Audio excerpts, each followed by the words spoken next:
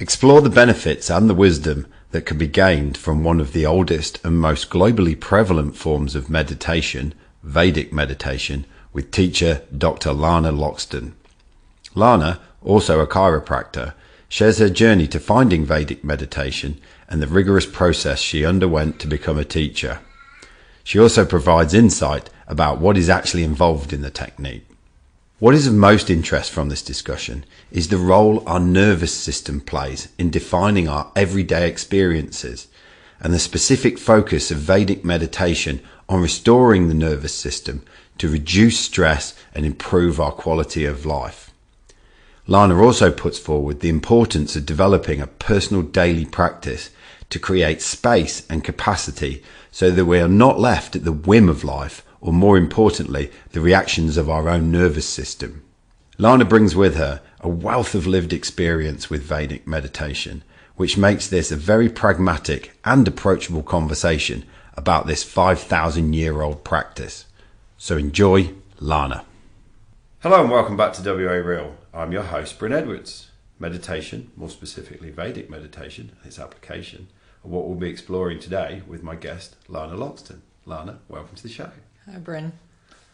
Thank you very much for coming on this blustery start of winter's day. I know, it's so wild out there. It is. Yeah. So, you were originally born in Western Australia? Yes, in South Perth, in a tiny little hospital out there. Yeah. Yeah. Tell me, what was it like for you growing up in WA? It was great. I grew up out in the foothills near Kalamunda area, and we used to ride our bikes and catch tadpoles, and we had a little neighbourhood street gang. So it was really fun. I enjoyed it a lot. Yeah, I think it's a great place. A lot of people say this. It's a great place to have a family, and I think it's a great place to be a child. So I really enjoyed it. What were some of your best memories of growing up? All that stuff, riding around. We had a BMX track, in the back of the block, and we even had blue tongue lizards in our backyard, and I really enjoyed all that nature time, and my dad would take us out to the local school oval at night, and we'd stare at the stars, and you could actually see them, and yes. Those sorts of things. So I loved the nature and the environment of being in WA and the great weather and all that sort of jazz. Yeah. Would you class yourself as a proud West Aussie? Well, look, I've represented Western Australia. If there are any sporting events, I'm always pro Western Australia, so I suppose I am that. I've never thought about that in the past, but I've lived away from Perth, and then there's something about it that brings me back. There's something about Western Australia, so I suppose so. What was it that brought you back? Well, I always joke that it was the weather in Glasgow. I've been able to switch anyone on. Which, I know, but it's the lifestyle. I'm very interested in having a balanced life and a healthy life and well-being, being able to focus on some well-being. And I find in big cities or other places in the world, it's a little harder to have that great balanced life. And so coming home to Perth, and especially living in Freo area, I just find there's so much space for that. Yeah. So you're a chiropractor. Yes. As well as a teacher of Vedic meditation. Yeah. And there's acupuncture in there. Yeah. There's a strong theme of helping, healing, promoting well-being in others. Mm-hmm. In what you do. Where does that come from in the Lana story? Where does that drive?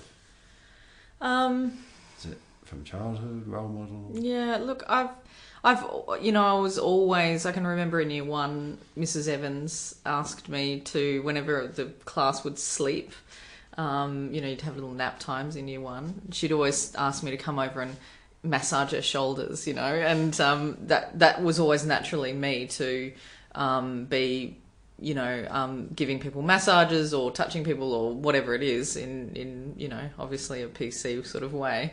And so it's just a part of who I always have been. And then, I got a little waylaid with that, with my sporting career. And then I had some major injuries, which then led me to recognise, hang on a minute, what am I actually here to do? And what do I want to share, rather than, sport's very self-absorbed, to be honest.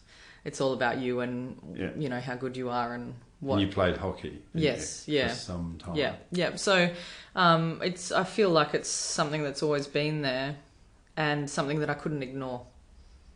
Right.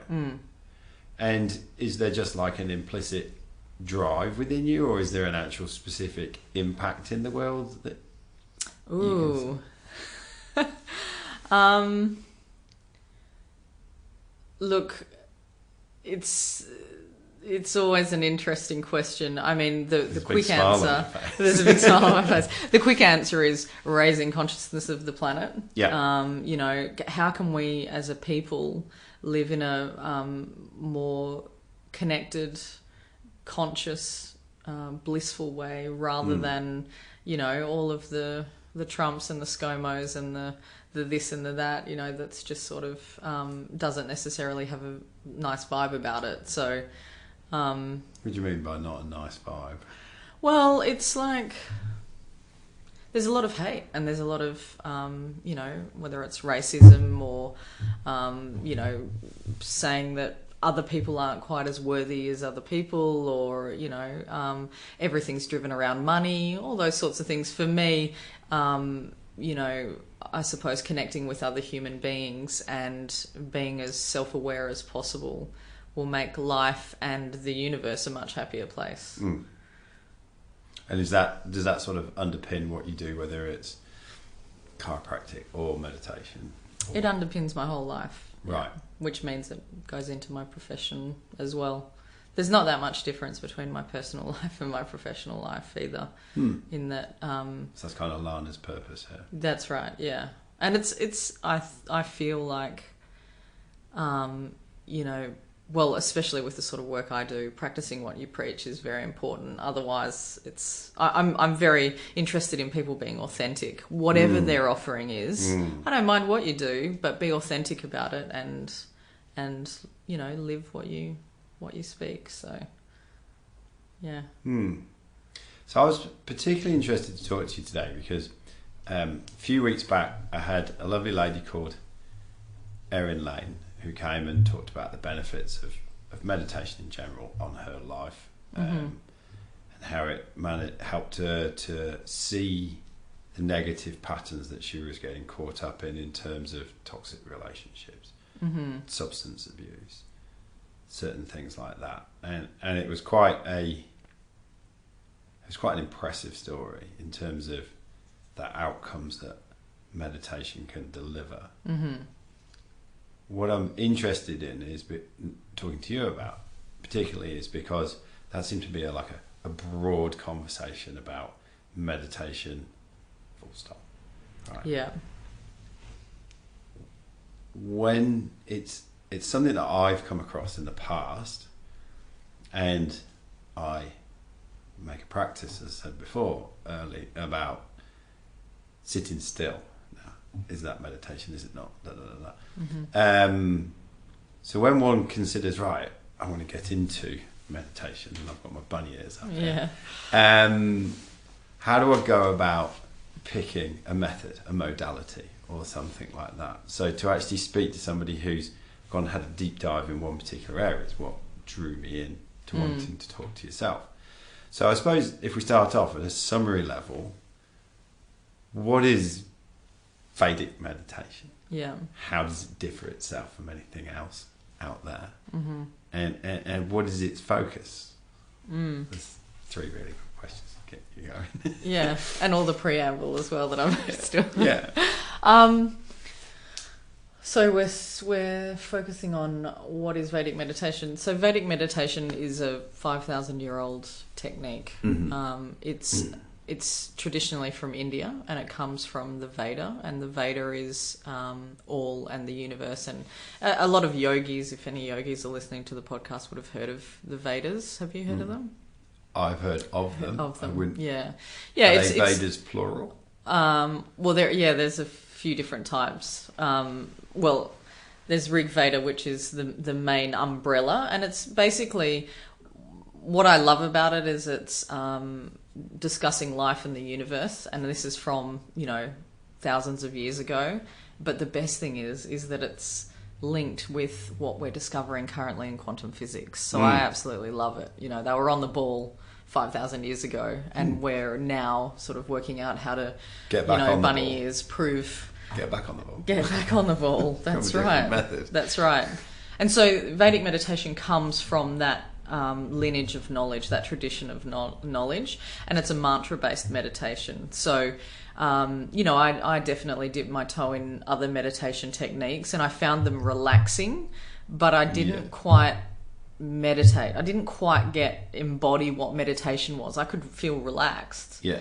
So what does that mean for you? Like, it's not quite meditation. Yeah, so meditation is where you feel the transcended plane, and to explain that term, if you think about the ocean, and you've got the choppy ocean above, and then you've got the bottom of the ocean, that really sort of that deep, quiet place where you're floating, and there's that,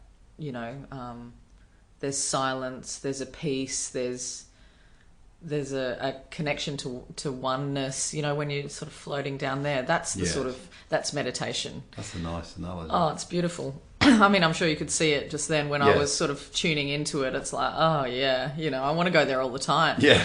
And prior to Vedic meditation, I found it difficult to find that place. Right. And the first time I received my mantra, I lost my hands. I was sitting there with my eyes closed, repeating my mantra innocently and smoothly inside. And all of a sudden I couldn't feel my body anymore, and in particular my hands. And I was like, this is cool. I like this, So yeah.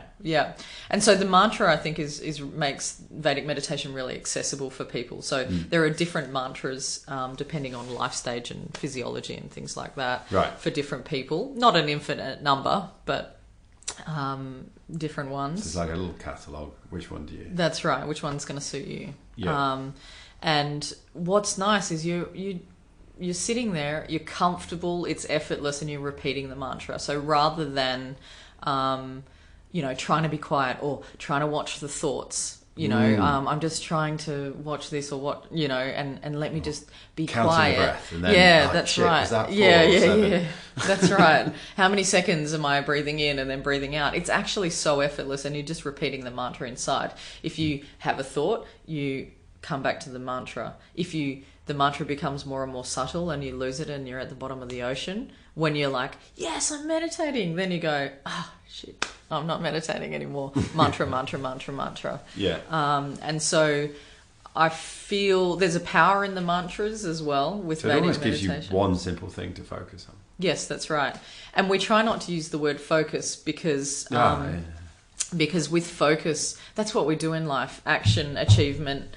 It's this cycle that we have, okay, what can I do to become fulfilled? Or if I just focus myself on this, like for me, if I can just become a chiropractor, then my life will be happy. Well, guess what? I became a chiropractor, and I still was the same. I was still Lana, and I still had that nervous system inside of me that was experiencing the world. Well, society's very outcome focused, isn't it? That's right. Life is outcome focused. It's just totally. And so with meditation, we're not focusing on the mantra, we call it innocently favoring it. We're just allowing it to come in. Sorry, like, what was that? Innocently favor the mantra. Yeah. So allow it to come in like you would think any other thought.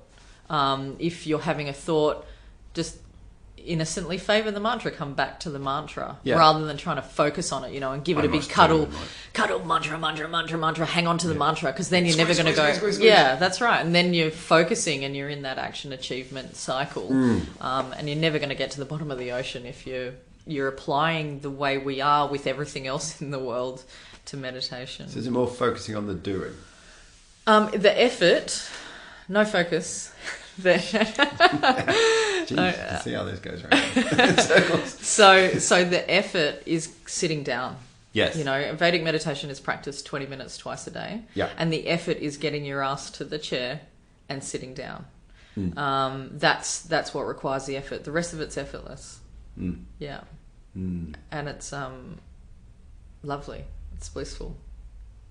Yeah. So, and also with Vedic meditation as well, you don't have to sit up like a yogi, sort of sitting upright, no back, not sitting against the chair and trying to, look like a meditator, and all that means. That's right. But actually with Vedic meditation, it's all about being effortless. So we want to have our body supported. So we sit back, we find a comfy chair, or we can sit leaning against the wall or whatever it is, and actually just allow ourselves to be completely relaxed. Can I ask, do you ever nod off in it? Some people go to... If you're lying down, sleep chemistry is released in the brain and we tend to fall asleep. So it's a no lie down practice. Okay. But generally, with people when they first start, if they've got a lot of fatigue in their bodies, they'll feel like they've fallen asleep, but somehow they'll come out at 20 minutes. So deep trancey check out. It's a deep rest that the body's requiring in order to heal and to go where it needs to go. So one other thing about Vedic meditation is it's called Nishkam Karma Yoga, because everyone thinks of yoga as poses. Everyone in the West thinks of yoga as poses, but yoga's about unity. It's yolk, egg, unity, and so it's about coming to a place of unity with one and all. And Nishkam Karma Yoga is the yoga of least effort.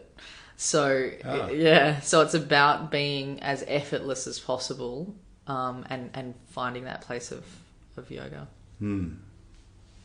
Cool. So tell me about your story with this. How did it come into your life? Where were you at that place? And why do you think it turned up?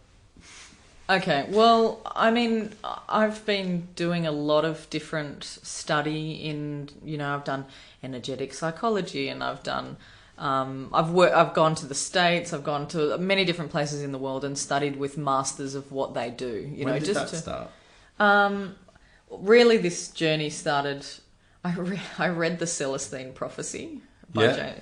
I read that. Were you travelling at the time? No, I did. But I was. and I was about 17. Yeah, and I mean, I'd always had questions, and I suppose in my family environment, there was a certain element of spirituality rather than an institutionalized religion, just a spirituality. And my dad always had autobiography of a yogi on his bedside table. So, there was an awareness of that sort of thing. But after reading the Celestine Prophecy, which I haven't read in years, and, There's no shame. That's really sparked that, okay, this is the sort of life I want to lead. I want to, there's more out there than what we just see. This table, the drink bottle, the microphone, there's more than what we're just seeing in these models that our brain creates. And so it started then, and I've done lots of different courses. I've been out in Uluru for 10 days, and just all sorts of weird shit that I've done. So I suppose I always knew that a daily practice was going to be the thing that made the difference. Not just the daily practice, but a consistent daily practice. Yes. Yeah. And a lot of people hear that, meditation's so great, and you're like, yeah, apparently it's so great, but why am I ever going to do it? Or there's something that stops you doing it until you finally do it, right? Yes. And so for me, I knew that I needed that daily practice in order to upgrade to the next phase of my offering. And what offering to the world? To the world. Yeah. And I went to a talk on a meditation technique that is, it's the same as this, but it's got a different name to Vedic meditation. And there were videos of like celebrities saying how wonderful the technique was, and you know, all these sorts of things, and I just was like, God, I really felt deep inside me that this was it, and I couldn't bring myself to sign up because it just didn't feel pure, and it didn't feel genuine. It was very Americanized. That was here in Frio, long time ago, and anyway, and so then I was like, weird, because I was sure that was it, and then it wasn't, and so I was a little bit disappointed, but I just went about doing the other things that I did kind of half-heartedly with my daily practice, not consistently. And then my sister called me from New York, and she said, "Hey Lana, I think I found what you're looking for." And she said, "I've just learnt to meditate with Tom Knowles. Look him up." And so I looked him up, and I was like, okay, that's what I'm looking for. And so then we managed to find, I was like, well, how am I going to, I'm not in New York, I'm in Perth, and, you know, how am I going to find this? And there's a lady in the hills who actually studied with Tom when he was living in Sydney a long time ago, 25 years ago or something, I think it was. I don't know. And and so anyway, I found her, and she initiated me, which means she gave me my mantra, and took me through the 4-day course that we do with everyone. It's a 90-minute a day, 4-day course. And that was it. I was meditating. And then I went to India and spent 10 days with Tom Knowles. Right. And I was like, this is it. I'm no longer a seeker. I've found the knowledge. I found the pure knowledge, and that comes from the Veda. And how did that feel? You know, it was interesting because, you know, people always talked about finding a guru or something like that, you know, and I was always a bit like, I don't know if I'll ever find a guru, or, you know, like it sort of was a little, I didn't know, because I've always been interested in so many different things. I didn't know how I would be, how it would feel for me if I found that, you know. And I suppose really what it is it's the knowledge that made me so excited, and that was exciting, you know, like I kind of went, wow, this is because sometimes the anticipation and the journey of trying to find something is the exciting thing, and then you get there, it's like, oh, is this it? Yeah, and I never really had that. Like I just sort of wanted to explore, and because I've done so many different avenues of self-development and growth, I didn't know where I would, if ever, I would find it. And I wasn't searching for that. But once I found it, I went, oh, right, there you go. This is on. This is on. And so then I did all of the prerequisite study in order to be able to apply to become an initiator, which is a teacher of Vedic meditation, and then had 3 interviews before I was, so filled out all the information, did all the prerequisites, had 3 interviews with teachers, and then got accepted onto the course, and went to India for 3 months, and well, I actually went for 4.5 months, but the training was 3 months. Yeah. About 21 hours a day for 3 months. So it was 21 hours a day. So it was quite intense. Yeah. So that's what, 3 hours of sleeping? Yeah. Yeah. But meditation is 2 to 5 times more restful than sleep. So if you're meditating a lot, funnily enough, you don't need to sleep so much. And I had an embodied experience of that when I was in India. Right. Yeah. How much do you sleep now? Out of curiosity. Look, it really depends. I try and rest my body for, you know, I would say about 7 hours a night. That doesn't mean I'm unconsciously sleeping that whole time, but I want to be in a restful state, because that's when the body can do its thing, and you can not be doing other things, doing that action achievement cycle, and you can be being more so when you're laying horizontal.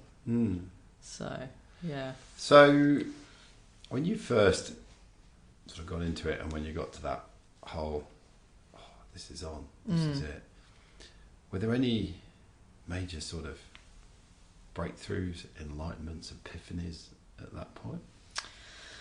I mean, I realised that this is what I wanted to be able to offer my patients or practice members, people that come in to have chiro, because it's self-empowering for people, and it means that people are decreasing the stress in their bodies for themselves. And really that's another thing that separates Vedic meditation from other meditation techniques, is the way it works. The mantra works with your nervous system, and actually clears the stress within your body. So by teaching people to meditate, you're empowering them to do that for themselves, rather than only once a week when they come in and lay on my table for 45 minutes or whatever it is, you know. And so that was big for me to recognize, wow, if this has made the shifts it has inside of me, what can that be doing for other people as well, you know? So that was huge. And then, you know, I've had a few moments along the journey rather than sort of at the start of the journey, of epiphanies or moments where I'm like, you know, aha, that sort of thing. I was going to ask you about, because this must be a journey with, at times, you know, you're doing it and things are happening, you know, some things are happening, sometimes not. And then I'm sure there are times when it just all seems to peak for you, or I don't know. What's the journey like with it, of the practice? Look, if you do it every day, twice a day for 20 minutes, it's it'll take you on a ride, and it's a really enjoyable one. If you don't do it, it's not going to make any changes, and you're not going to have a journey. Strangely enough, because you're not in the driving seat. Yeah, and it's been interesting since being a teacher to see how the journey is different for everyone. You know? That was one of the questions I wanted to ask. Yeah, and so for me, the journey was basically, I don't know, the easiest way to say it would be an upward one, where it was just literally having consciousness shifts and greater awareness, heightened sensory apparatuses. You know, feeling more connected, being able to sense more things. And, you know, for me as a chiropractor, that's also a really big part of what I do, is sensing other people's nervous systems. And so I feel really increased my offering as a chiropractor as well, but also in life. And to be honest with you, you know, I'm not someone who I'm very blessed that I never seem to suffer from anxiety or depression or anything like that. But I realize now in hindsight, I wasn't very happy previously in my life. Now that I'm living more so with the bliss chemistry in my body, rather than, you know, adrenaline and cortisol, stress chemistry running around my body, I'm just kind of, I talk to my students about being like Smurfs. You become Smurf-like. Like you're just like, la, la, la, la, la, la, la, la, la, la, walking down the street, and you realize you're having these moments of spontaneous bliss and happiness. And that's from the meditation, you know, and that's such a wonderful way to live. And really, day to day, I'm generally happy, and happy in a different way to what I would have always said I was happy, but this is a whole different level. Sorry, were you going to say something? And then with my students, you know, some people who have had major anxiety, a lot of people that start meditating and things like that is because they're either high functioning, high level, they need to be switched on all the time and have lots of creative thought. You know, they're CEOs, you know, very high functioning people in the world who all have a practice, because it means that you reach that next level, but also you can sustain your lifestyle as well, because you're going into that deep rest and you're expanding yourself. But then a lot of people also get into it because of anxiety, panic attacks, those sorts of things. And it's just been wonderful watching that journey with people moving through, starting to meditate and feeling like amazing and being like, oh my God. And then, you know, like, and then coming back into some anxiety and some stress again, and then continuing to meditate. And then I just had a patient come in to work the other day, and she was just like, I'm great, I'm fantastic. And it's been like about 8 months since she's learnt to meditate, and she's not having anxiety. She was having full-blown panic attacks and things like that, and she's not having any of that anymore, and she's happy, and that's pretty cool. Do you think? Okay, because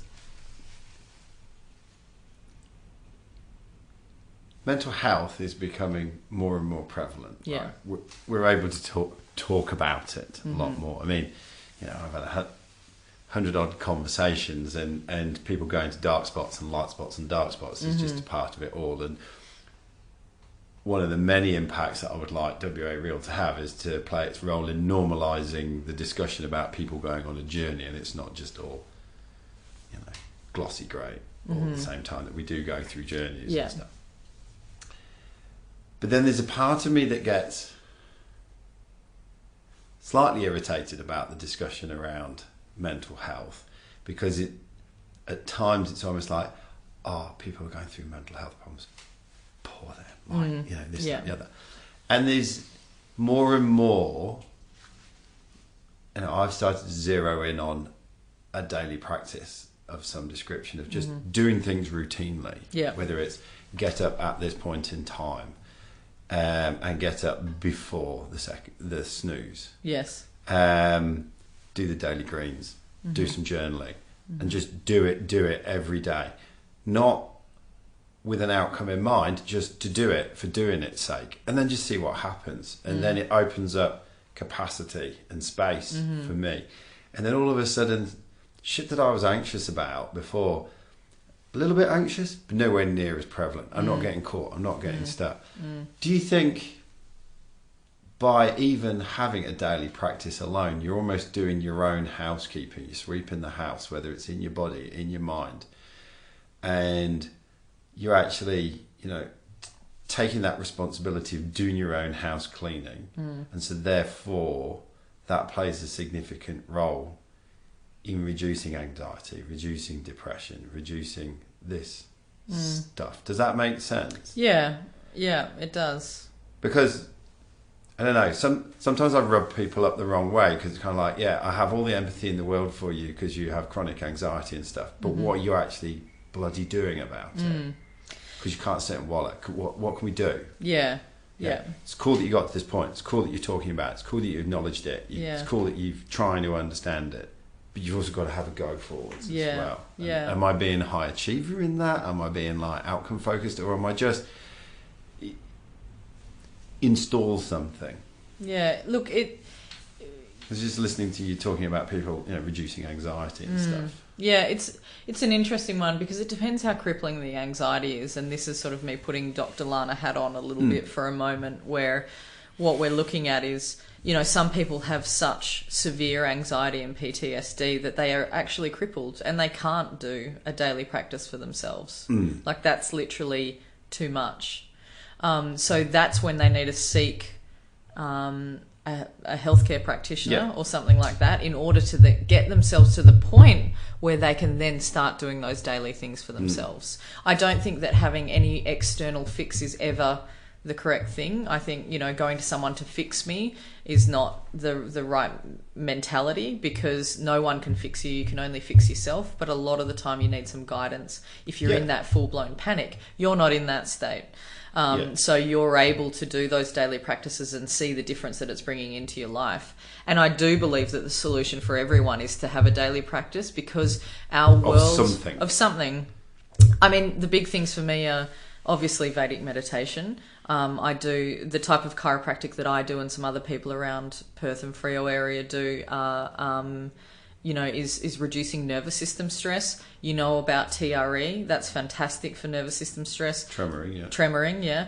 Kundalini yoga, different things that are working with your nervous system and clearing somatic experiencing. That's a body-based psychotherapy. It helps to clear out not only having a conversation or stresses that are in your head, it's out of your body. Because what we do is we store memories of tension and trauma in our body. So we need to clear it out of the body. And that's what Vedic meditation does, and all those other things I listed off do. So weeding out the crap. And we're not going to go and sit and, talk to someone about it for hours and keep reinforcing those neural pathways. How about let's shift it out of our body and our nervous system. And so,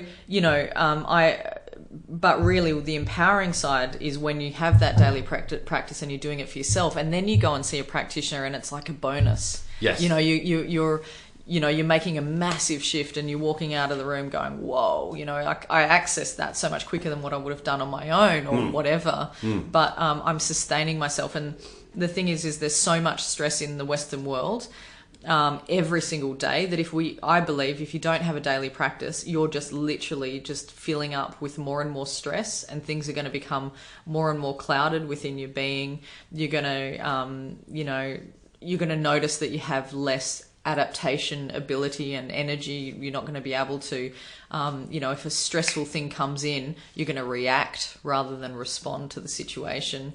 You know, we need to all be doing, everyone in the West, we need to all be doing a daily practice. Yeah, and then it comes full circle to what you were saying before about raising consciousness and there being so much hate, yes, and fear and what have you.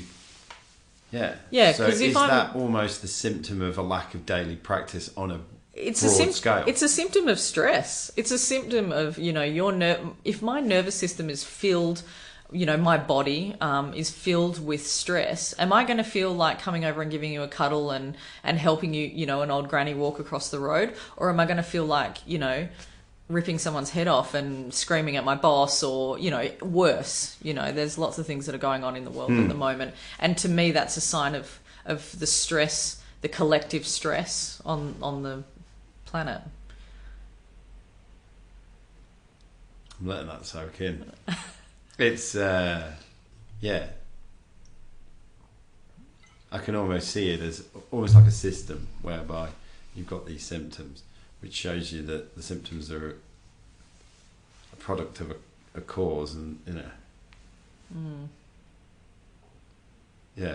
and just being at the whim of everything that goes on, unless you have a daily practice to build some space, to build some capacity, to make a choice within that. That's right, and you're at a whim of what's going on within your nervous system. So you could be feeling really happy and great and walking down the street, and then there's an unconscious trigger. They're called precognitive commitments, but an unconscious trigger that happens to you that is around you, could be the colour of blue in the sky or whatever it is, and then all of a sudden you're a stress bag again, and you're like feeling grumpy and you're having a fight with your partner or whatever it is, because it triggers something inside of you that's still there from a time. That's right. And if you're not conscious enough to be able to recognize it and dial it back, or you haven't cleared it out of your body from these practices that we're talking about, then you're a yo-yo. You're going wherever your stress levels are taking you, and whatever's going on around in the world, whatever's happening outside of you is going to depict how you feel, rather than having an inner fulfillment and an inner state of peace, where it doesn't matter what's happening outside of you, you've got that unwavering, centered, quiet, peaceful state. Imagine if the whole world was like that. Well, one of the questions I ask in podcasts like this is, what do you think Western Australia alone would be like if everybody gave it a crack? Yeah, that's right. I mean, it would just be, the whole day-to-day life would be way more pleasant for everyone. Yes. It just would be. That's the bottom line, and there'd be a lot more community focus because we're not trying to build a community, we just naturally are a community, because we're in a state of love rather than stress. And when you're in a state of love and bliss, you're moving through life aware of other people. When we're in a state of stress, we've got tunnel vision. This is literally what happens with the physiology. We go into tunnel vision, and so we can't see anything outside of us. And we all know lots of people that can't see anything outside of themselves. Get out of yourself. Yeah. So, and, a lot of people say, well, there's no way the whole planet's going to change and all that sort of thing. But my teacher, Tom, talks about a trim tab. And this is something he learned from his teacher who was in India, Maharishi Mahesh Yogi, who it's who the Beatles went and spent time with. They were in the ashram at the same time as Tom. Quite a cool bunch of people back in those days out in India. But they talk about the trim tab, and now a trim tab is, so if you've got a massive ship, right, and you have a rudder, and the rudder is trying to move the ship. Steer the ship. They worked out that the rudder couldn't steer the ship because, you know, of the weight ratio and all that sort of thing. But then they put this little guy on the end of the rudder called the trim tab. Yeah. And so if you move the trim tab, that then moves the rudder, and the rudder then moves the whole ship. So all you need is the trim tab to make the change, enough of a change within the planetary, you know, consciousness to be part of the shift, and everything will change with it. Yeah. So we don't need everyone doing this stuff. We need people that are feeling like, oh, hang on a minute, this is resonating with me. I know what she's talking about. She's not crazy. You know, and all the people you're interviewing and all that sort of thing. If we have enough people raising their consciousness, and basically what I mean by that is decreasing the stress in their bodies, then we're going to see a knock-on effect throughout the planet. So let's be the trim tab. And I suppose, on a kind of selfish level, but if you work on yourself, and I've long thought that it's incumbent upon every individual to spend at least, at the time I thought, 20 minutes just doing some work on yourself. Yeah. Just trying to understand how you operate and this, that, and the other. But if you do that on yourself, then you immediately make your own world a whole lot better, irrespective of everybody else that's in it. But then by doing that, you then become a beacon. You become a beacon most And definitely. nervous systems talk to one another. They entrain. That's right. There's an entrainment between nervous systems.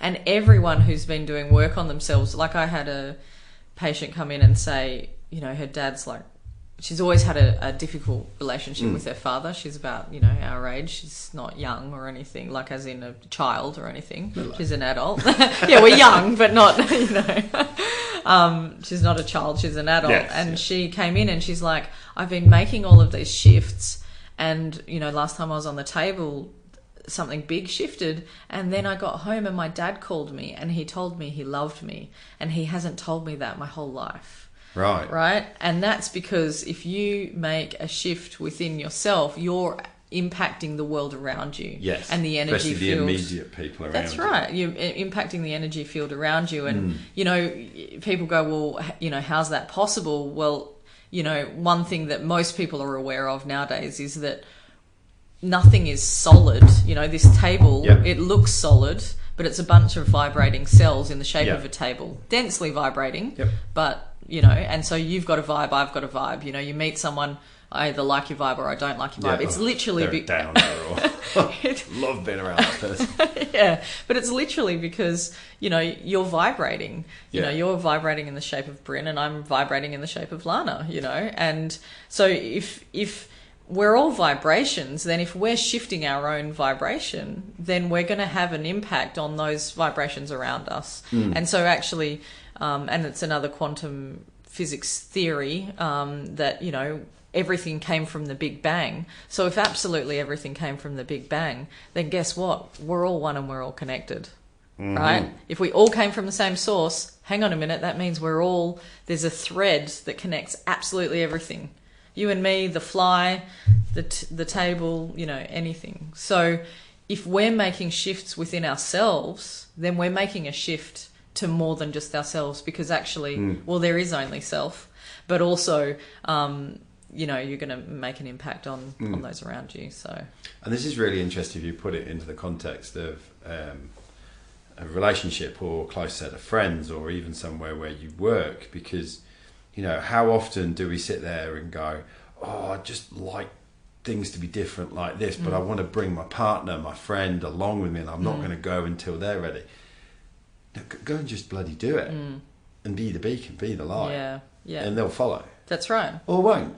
That's right. And that is cool too. That's right. And, you know, if you do this stuff, you know, they'll be more available to you, and you'll have a different sort of relationship with those people as well. It doesn't mean that necessarily you're going to grow apart. It might mean that, you know, there's something more available that you weren't able to see before because you were clouded with stress, you know. And some people follow and some people don't.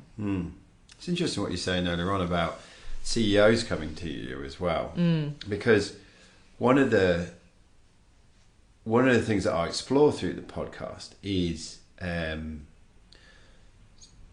So I want to be the best I can be. I want to be excellent. Well, you better get Vedic meditating then. Well, yeah, I think you've sold me. Well, you might do with this answer. I grew up in a boys' boarding school where I swam in an environment of excellence. Yes, we were aiming at A's. Yeah, which has pressure to it, but then also just meant that I grew up with very high standards and stuff like that. But those standards and those models of excellence were handed to me. And then when I left that environment and went into the outside world, they didn't work. And they pissed a lot of people off around me. And some worked and some didn't. Yeah. And so part of what I've realised is I'm going back to... I'm unrepentant now about wanting to be excellent. But I've got to define the model for myself. Mm-hmm. Right. Yeah. Now, I want to be... give as much, get as much, do my best. People who I work with part of the time of the week, they know just how hard I turn up at work, and that can be confronting and great and exciting and all of that mixed up in one, but they know where my heart comes from. People around me know that when I train, it's training hard, but that's because I just want to be. Yeah. So I'm always looking for things that I can do which can help me to understand that model of excellence for myself and practices that can then deliver that. So I'm quite interested in the fact that you have high performing, high achieving people come in, and that is this almost like another high performance skill, high performance practice as well to a degree? Yeah, I mean, do you see where I'm going? I see where you're going. Yeah. So it's definitely high performance. Really in the end, my response to you would be raise your consciousness state as clearly as possible, and then all of that will be available to you without having to push. Yes. Yeah. So, and the more you reduce stress in your physiology, then the clearer you are and the more room there is for creative thought. And I don't just mean for creatives, I mean creative thought. Like at work, there's high pressure environment, there's a lot going on. No one, let's pretend we're at NASA. No one can think about how to get these astronauts back home, and then the meditator's just sitting there and has this thought come in from nowhere. Well, and it's not nowhere, is it? It's not nowhere, but there's the answer, because they've got room, they've got space within their being to access that. Yeah, an infinite knowledge. That's right. And that's the Veda, Right. And so then then all of a sudden flow seems to come into your life because flow meaning like as in things start to flow within life. You're not pushing shit uphill anymore, or you're not having to have excellence practices. You're just excellent.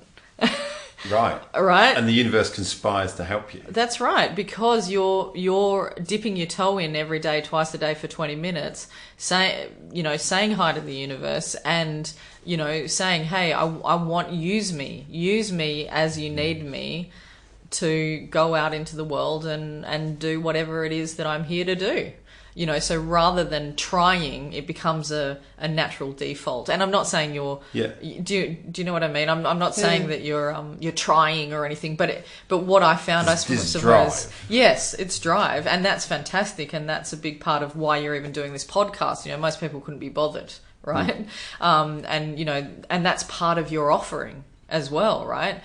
But also, what I found for myself is like how naturally things open, or I suppose how my offering has changed as I have cleared my nervous system of stress and cleared my being of stress, and how I was an elite athlete, so I know all about like drive and pushing and all that sort of thing, but really, are you doing that from a healthy place, or are you doing that from a not so healthy place? Or is that sustainable? A lot of the type of pushing and excellence that we have in the West isn't a sustainable one. Yeah.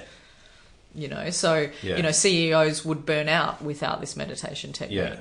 But because they do that and they're, dipping their toe into the ocean of, consciousness and the cosmos every day, they're able to sustain that and therefore able to have a greater impact. And that's interesting because, there's been times in the past where I've, drove really hard in an unsustainable manner. And now, at the age of 44, I'm developing practices and things are coming into my life which are far more sustainable. Yes. No longer am I doing things like the solo swim to Rottnest or the triathlon, which I've done. And are awesome experiences and have demonstrated at times that, certainly the solo swim to Rottnest was that anything is possible if you set your mind to it. Yeah. Then Jesus, I was rooted for 6 months afterwards. And the identity of being a Rottnest channel swimmer, it took me ages to get rid of it. Yes. And then to move to a movement practice where all I do now is I move. Yeah. Every day I go to a studio and learn and move my body in different ways.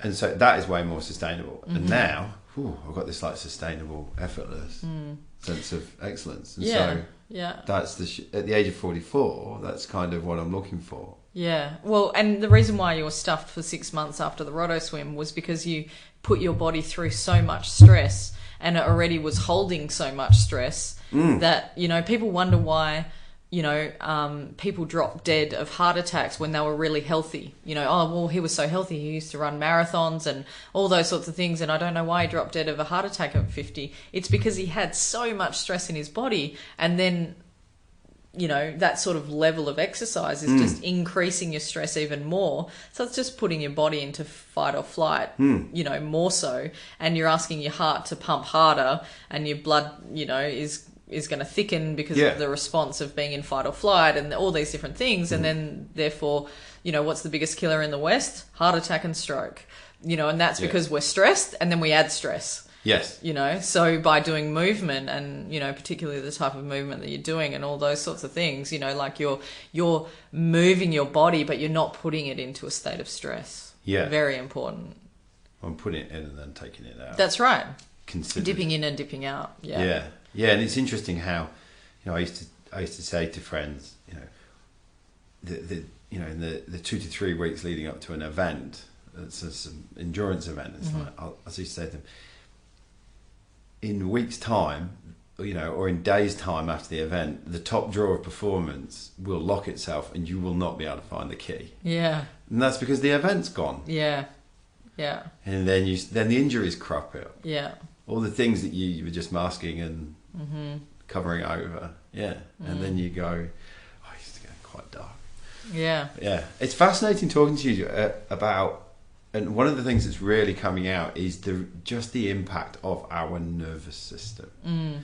It's easy to talk about food. It's easy to talk about being healthy. It's easy to what's going on in our mind, but our actual nervous system seems to be one of the biggest things that comes out of this. Yes. And one of the things that often, one of the beauties and equally the curses of doing an NLP course is I listen to the words that people use quite sensitively. Yeah. And so when somebody goes, I've been watching TV, that Donald Trump, he really makes me mad. And the word he makes me. Yes. They make me, it makes me. That really irks me because ultimately it's you. Yes, that's right. But then I guess what I'm seeing now is it's actually more your nervous system. Yes. Which is you. That's right. But again,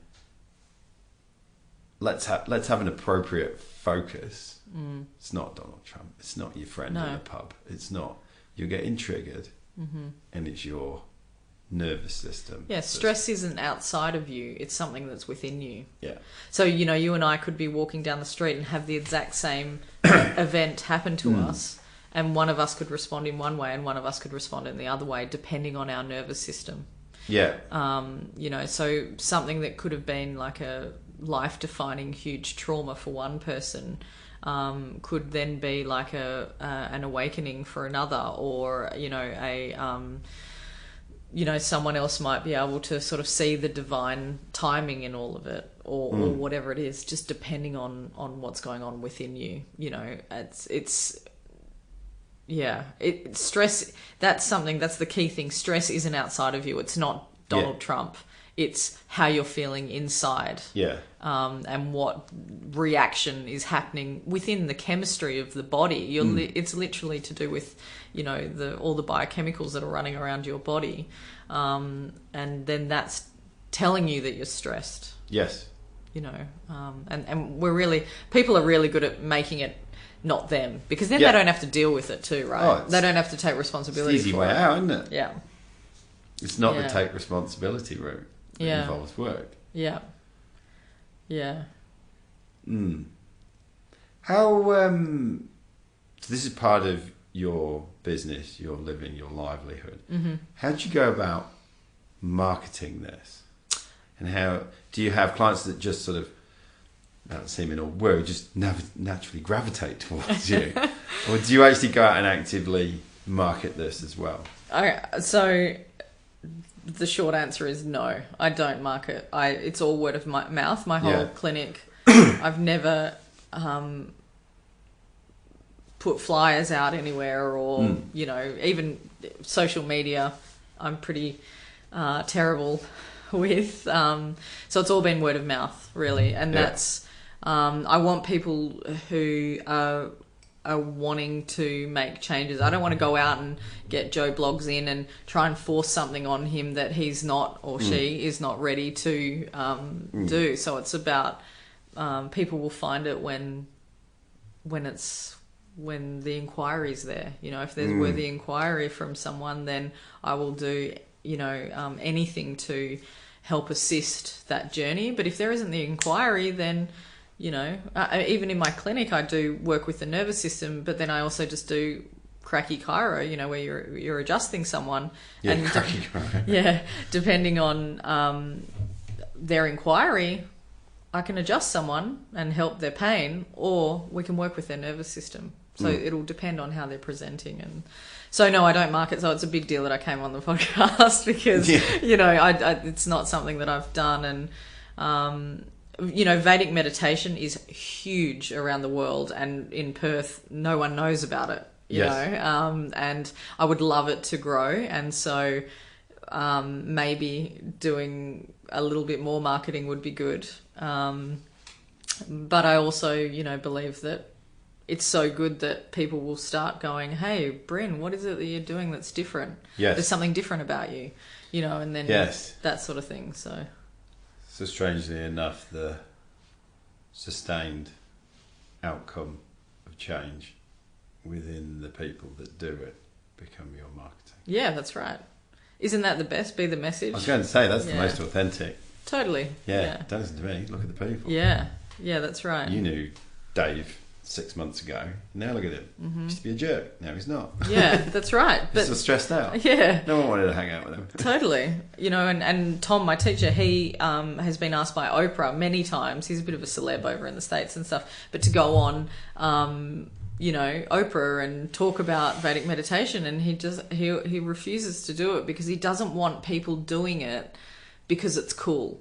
Or he doesn't want, he doesn't want people doing it, you know, who are going to, you know, receive their mantra and then, you know, half-ass do it, but not actually be really having that inquiry. You know, when you're ready to do it, call me. I'll, you know, initiate you. We'll do the 4-day course, 90 minutes a day for 4 days. And then you're meditating, not doing it because it's the latest fashion, you know.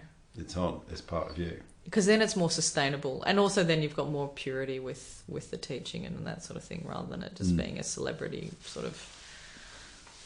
Do you find that when the people come and do the 4 days, that getting through the first 28, 30 days is more straightforward for them because they are motivated? Yeah, look, I give people a 6-week challenge. That might be the sporto in me. I don't know. Yeah, but So, sometimes you need to play it. People. Yeah, and also with 6 weeks, it's a really good time frame with your nervous system to be making some change. I say to everyone, meditate twice a day for 20 minutes for 6 weeks, and then you can make an educated decision about whether you want to continue or not. Yeah. And, you know, anyone who has done the meditation twice a day, every day for 6 weeks, I haven't had anyone yet that goes, oh, no, it's not for me. Yeah. Chucks it in. That's bollocks. Yeah, that's right. And, you know, like if you miss one of those 20 minutes slots, then you always have an opportunity the following afternoon or the following morning to get back on the bandwagon. You know, like it's not, oh no, I've completely stuffed it. It's like, well, every day you've got an opportunity twice to get back to your practice. Yeah. You know, even if one were to drop off for unexpected reasons. No. So be it. Yeah. What have you learned about yourself through all of this? God, there's been a lot of learning about myself. You know, it was interesting that you mentioned about your identity as the Roto swimmer. You know, for me, I've played hockey since Minky, which is, do you know what Minky is? Yeah, my daughter. Started at Minky's and is 12 and still playing. Oh, right, there you go. Who did she play for? Fremantle Magpies. Yeah. So, you know, I had a huge identity of the athlete, you know, a hockey player, you know, my friends, my success, my everything was all based around that. And Lana, she plays hockey. Yes, you know, and I didn't, at the time, I didn't recognise, or for a lot of years, I didn't recognise how much that was part of my identity, but also how limiting that was as well. Because as soon as you know, strongly identify with something, then you're putting a box around yourself to be that something. Yes. And so, yeah, that was massive for me when I broke up from hockey. Yeah, I was sobbing, you know, it was a big deal, but I also knew that I couldn't keep doing what I was doing if I wanted to offer what I wanted to offer, and there came a time where it was no longer aligned. Or was it ever aligned? Probably not, but there came a time where I couldn't keep pretending anymore to be in that box when I clearly wasn't. You know, I'm wearing malas and I, you know, like going to India every year, and, you know, hockey players don't do that. Right. So that was big for me. I learned a lot about myself and about that identity, you know, how you form identities around things. And so then, you know, when I studied chiropractic and, you know, even meditation teaching and all that sort of thing, that's not who I am. That's part of my offering, but it's not who I am. You know, I'm an unwavering version of Lana, no matter what is going on outside of me, you know. And I suppose that's also why I do offer quite a few different things as well, is so that it's not just, I'm only this or whatever. I don't know. Is that a right answer? Sure answer. I'm not here taking marks. The listeners' mark. Yeah. Great. Can't wait to read the comments. Yeah, there you go. What does the next 3 to 5 years look like for you? If I look at the last 3 to 5 years, I wouldn't be able to predict what it's going to be, because the evolution train is choo-chooing along, choo-choo, you know, and I'm just going with whatever, and really the need of the time, you know, the need of the population, that's something that I feel I will always sort of adapt and move with. And, you know, really I want to build the Vedic meditation in Perth, meditation community, in Perth. You know, I do a free group meditation every Tuesday night for Vedic meditators, you know, and it's really fun for everyone to have other people that are doing the thing, you know, and we all get together and we talk nerdy Vedic, you know, stuff, or ask questions about our practice or whatever it is. And then, you know, so it's a knowledge session and then we all meditate together. And, you know, it's really fun and it's really positive. And it helps people feel supported within the group. So I'd like to do more and more of that sort of stuff, you know, building the Vedic meditation community and seeing where that leads, I suppose. Yeah.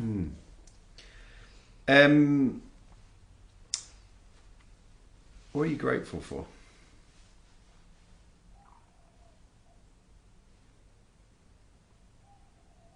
Being alive, being on the planet at this time, you know. I don't mean to sound like I'm wearing crushed velvet and Grudge velvet. Holding gemstones or anything, but it's such an exciting time to be on the planet. And why is that? Well, there's a lot of need, and there's a real opportunity to, when in this time, I'm trying to think of how to say this without going into really a lot of stuff, but the time on the earth is called Kali Yuga, and it's a time where there's we can see it around us, destruction and hate and all that sort of stuff. But in that time, the possibility of becoming enlightened, of clearing your nervous system enough to be able to be completely in a state where you're connected with one and all, it's much easier to become enlightened in this sort of time on the planet than a time when the trim tab is turned and everyone's more pleasant to each other. And so it's a really exciting time to be around. But also it means yeah, and it also means that you can make a difference. Every single person, don't believe that you can't make a difference. When there's so much need in the, on the planet at this time, then every action can make a difference to the world and to other people's lives. And, or if you love animals, to animals, or, whatever it is, the trees, Mother Earth, all that sort of stuff. So I'm grateful to be here at this time. And I'm grateful for everyone who's taught me so many things throughout my life, heartbreak and, hockey and chiropractic school, and all of that it's all been information that has been coming into my nervous system that my nervous system has had to adapt to and change and grow and evolve from. We need stress outside of us in order to evolve. That's how evolution happens on the planet. Nothing stays the same. It's survival of the fittest. So I'm grateful for all the shit that I've been through, but also all the love and support and all that sort of thing. So, and having the tool of teaching people Vedic meditation, honestly, for me I feel so blessed to be able to offer that to people, because it's self-empowering and it's such an amazing tool, and it's technology from 5,000 years ago. So, I love that. Yeah, it's like, gives you goosebumps. And for me, out of everything that I've done, the Vedic meditation is the next level of offering. So, yeah. Do you have anything else in your daily practice? Because obviously we know the big part of your daily practice. Yeah, well, so I practice Vedic meditation every day, twice a day for 20 minutes. And then I also do TRE, tremoring. Yeah, tremoring a couple of times a week. Depending on how I'm going. If I don't feel like I need it, then I won't do it. But it is something that I go to, especially if I've got some body discomfort. I also get on the table and have...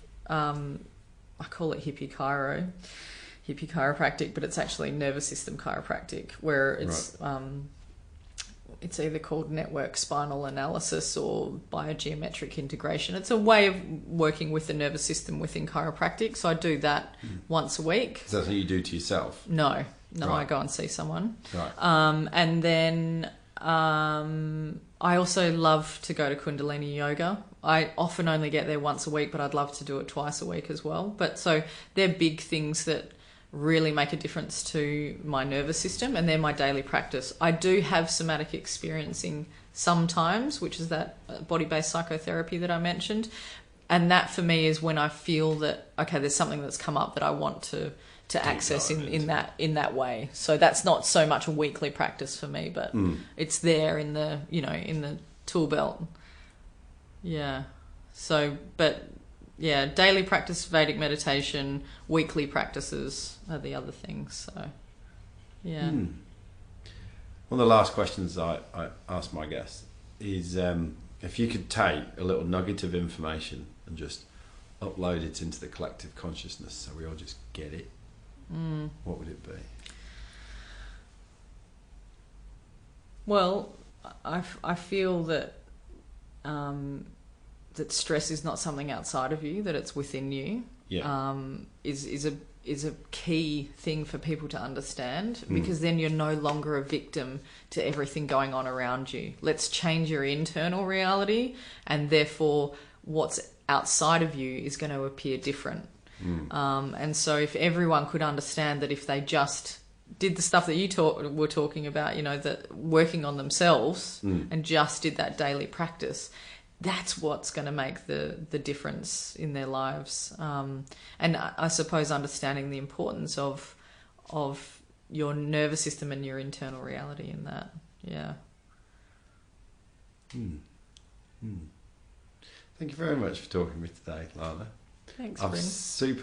super enjoyed it. It's really, for me, it's pushed home a few points that I've been swirling around. But I think just the whole zeroing in on having a practice, and also truly understanding the role of our nervous system and what can we actively do to be responsible for that. Same as we would do, you know, our physical appearance by going to the gym. That's right. Or keeping our house tidy or something like that. It's unseen, but obviously experienced and every day. So, yeah, it's been super enjoyable. Thanks, it's been fun. Indeed. Thank you. Cheers. Oh, where can people find you? Trust me to have not even thought about Not that. even thought about it. So my website, which I have finally done, is evolve, the word evolve, CCC, so 3cs.com.au. On Facebook, it's at Dr. Lana Loxton, or Evolve CCC is my Facebook page. And I have a Vedic meditation course coming up at the end of June, beginning of July, and then one again booked in for August, but I'll probably do one in between. But so you can be in touch and we can chat about it. I'm happy to meet up with people and discuss it, all those sorts of things. And you know, I think we've answered quite a few questions already. I hope so. Yeah. And provided lived experience. Yeah, that's right. Yeah. Indeed. So yeah, that's where to find me. Super. Thanks. Thank you very much. Thanks, Bryn.